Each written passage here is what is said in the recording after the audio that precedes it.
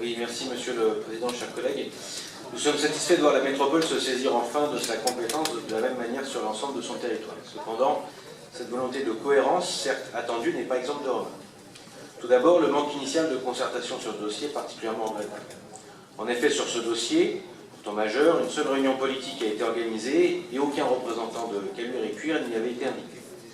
Depuis, nous n'avons eu que peu de visibilité sur l'état d'avancement du projet et les informations nous parviennent de manière trop partielle. La présentation qui est faite des enjeux nous semble bien tardive et impose des échéances intenables tant politiquement que techniquement. Les hypothèses de travail retenues, envisageant la fermeture de l'unité de traitement de valorisation énergétique, ce qu'on appelle l'UTVE, confèrent presque au secret, bien qu'il nous soit affirmé que rien n'est actuellement décidé sur le sujet.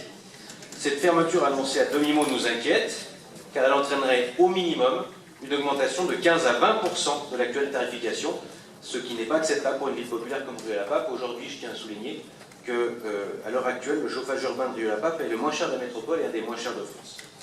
De plus, il a été signifié lors de la seule réunion que nous avons eue qu'il était également question de l'installation d'une chaufferie gaz sur ma commune, avec une cheminée de plus de 10 mètres de haut, à moins de 20 mètres des invitations. Même si on parle de qualité de l'habillage paysager, je suis bien évidemment, et je l'avais dit lors de cette réunion, opposé à un tel projet. Est-ce qu'un seul d'entre nous, dans cette Assemblée, accepterait cela sous ses fenêtres? Bien sûr que non. Je vous demande donc, Monsieur le Président, que nous puissions revoir ensemble ces sujets avec vos services. En tant que maire, il n'est pas normal que nous soyons si peu associés à ces décisions qui ont un impact non négligeable pour nos populations, d'autant plus que nous disposons à Rieux-la-Pape d'une réelle expertise puisque nous assumions cette compétence jusqu'au 1er janvier 2015. Parce que concrètement, les élus de terrain que nous sommes sont en première ligne du mécontentement des usagers victimes des défaillances techniques des concessionnaires.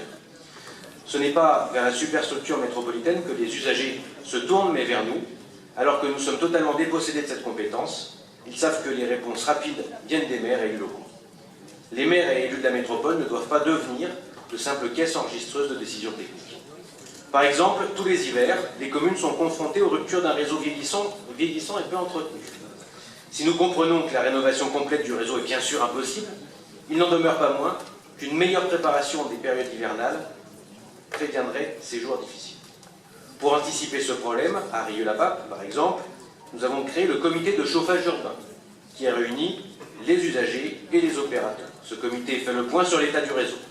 Sur le même modèle, je vous propose que soit créé un comité métropolitain du chauffage urbain pour accompagner les concessionnaires dans la nécessaire rénovation du réseau.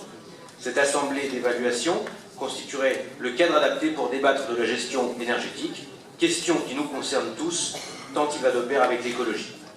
Ce débat technique illustre en fait très bien la question du rapport qu'entretient la métropole avec la notion de subsidiarité, en dépossédant peu à peu les communes de leur champ de compétences, tout en leur laissant le soin de répondre directement aux préoccupations des habitants.